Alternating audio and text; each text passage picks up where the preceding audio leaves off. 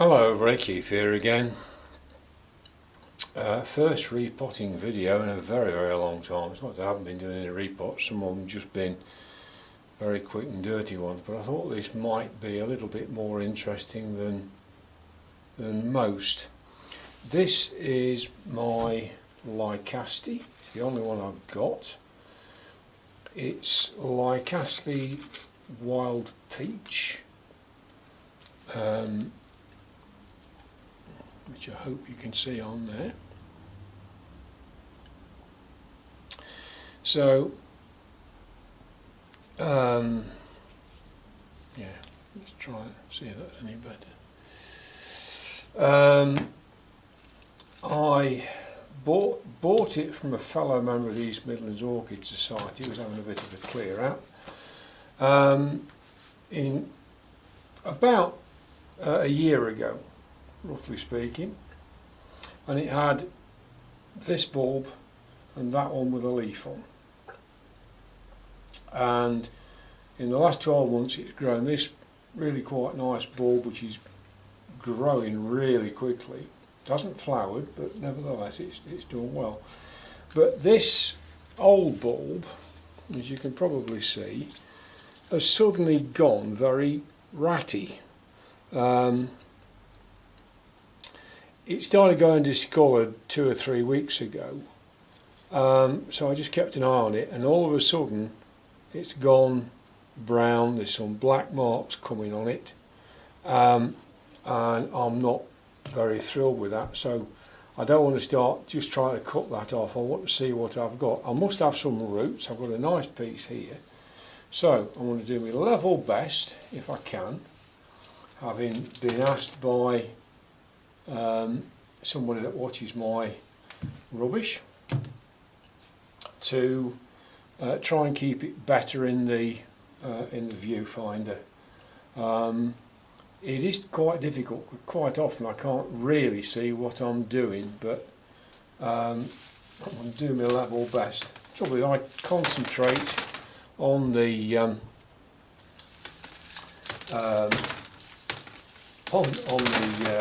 job in hand, literally, of course, in this case.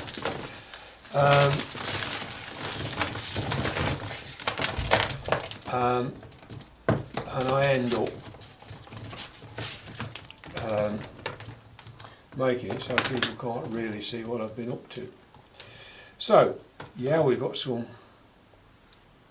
live roots. You can see some green tips in here. There's some there. Quite difficult roots to work with. They're not massive roots. All I really want to do is take that off. Now, because I'm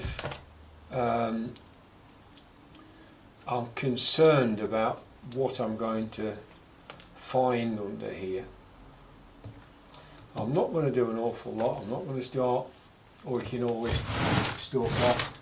It's obviously been fairly happy in there, but what I don't want is for this to spread. There is some sign of discoloration on this second one, but at the moment it's firm. If it goes any further, I'm quite likely to lose it, unfortunately. But maybe that's been a little bit too damp, although these things are supposed to like it on the damp side. Now, my snips have been in neat bleach for about half an hour, very deliberately, because I want to do several repottings today, and I don't want to end up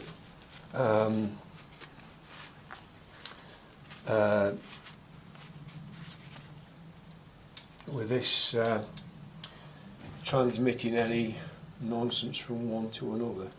So I'm going to try and get in here and take that off, and that's come away quite nicely. And now I think we can say that in the old saying, the dog can see the rabbit. There's a lot of root under there, not so much root under here. So that's now a lot smaller. I don't need that in anything like the same size pot. That's very much smaller than it was. So the first thing to do is to coat that piece of rhizome in ground cinnamon. You'll stand by. So that should dry it out quite nicely. So that's the start of it. Let's see what we can manage with this now then.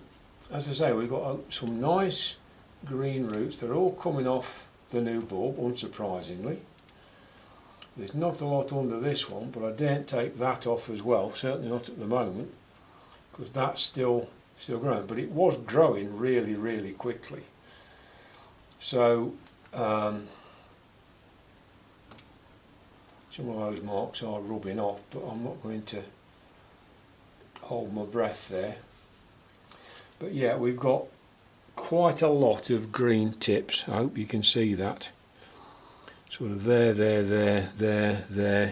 here.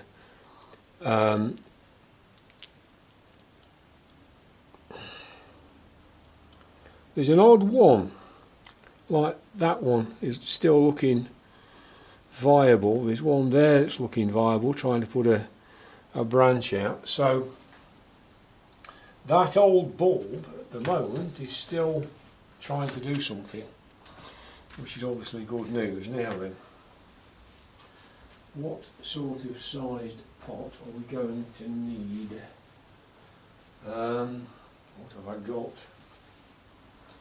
I've actually got quite a selection, because we recently had a bit of a clear up, and that's down a good size. So that one is 12 centimetres. That one is going to be 30, well, it says nominally 13, but I think it's a bit bigger than that. So let's have a look how that's going to fit in there. Well, I would say that's a much better fit for a plant the size it's going to be now. So the next job is going to be to sort some bark out. I don't want anything too coarse. I'm going to use some perlite in it, perhaps not quite as much as I used before. Let's see what bark I've got.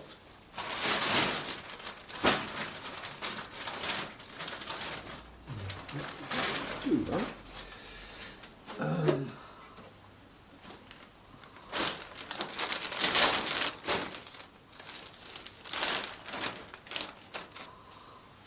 going to try and sift it with my hands to get rid of some of the coarser bark in this big bag. It's all looking quite small. I think I'll probably rinse it. It's looking very dusty. It's not looking too bad so far.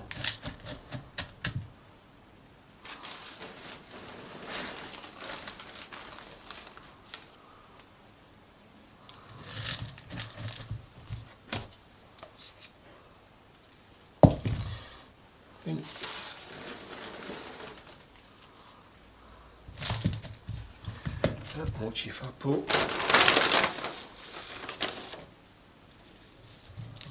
a handful of perlite in there, put my nips back in the thing. So we've got some medium bark in there, with about 4 or 5 hands full in there, and I put quite a small handful of perlite in there because I do think it was staying wet a little bit too long, especially now we're going into the winter. But it does seem, from what I've managed to read, that these do like it on the moister side of things.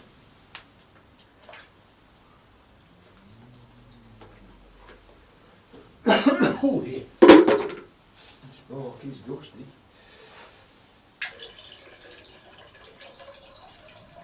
See if that makes it any better. I don't normally damp the bark before I start, but maybe in this particular case it's useful.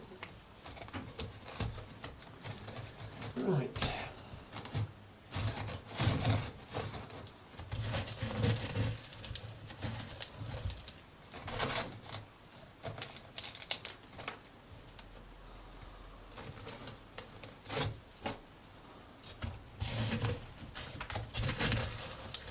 I'm going to end up too far away now so we can see what I'm doing. It's what you'd expect, it's just putting some barking all around, giving it a good tap to try and settle it, and push it in with your finger if it's not going down very well. Because what you don't want is it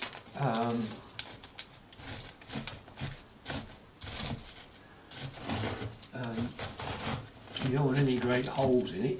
It's got to support the plant. So I want to get it so that it's more or less self-supporting, but I don't want to have very much of these bulbs underneath. I'm wondering whether I made a mistake last time. I did it once with my late lamented Lycaste. That's another moisture loving orchid, of course, and I screwed up completely. I made a total mess of it and put allowed the bark to come over the base of the pseudobulbs, and the problem with that was that the pseudobulbs don't like to be wet. It seems slightly bizarre, but however they grow in the wild, the inference seems to be that what they don't want is they want wet, or at least damp roots. They want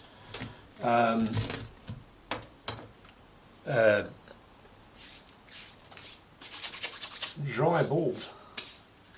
So really making sure that the bulbs sit as near to the surface of the compost as possible.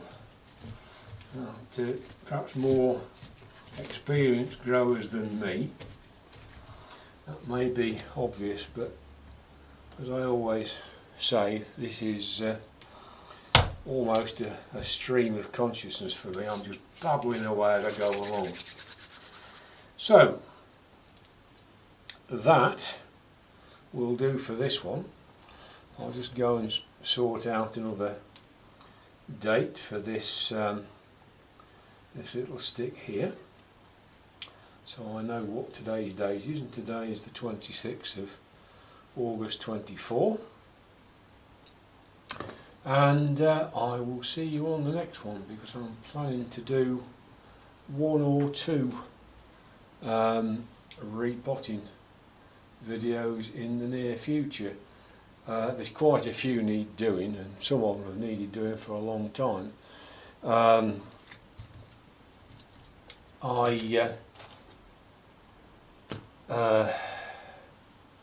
I say, I have done some that I think thought really needed doing very quickly, and they've been done. I didn't bother setting the camera up. It was just a very standard sort of repot, and I'm not sure people learn anything from the obvious. So I'll just really video the bits that are unusual, like this one where I'm getting rid of a diseased bulb, and it doesn't look as if there's anything going up the rhizome. There's no sign of rot there, but there's certainly something not right with that above. I think it's fairly obvious that that was on its way, and the last thing you want is a rotten pseudobulb spraying all sorts of nastiness through the rest of the plant. So let's hope I haven't ruined that. Only time will tell, of course. So thank you for watching. I hope that's been of some kind of interest to you, and I look forward to seeing you soon. Bye for now.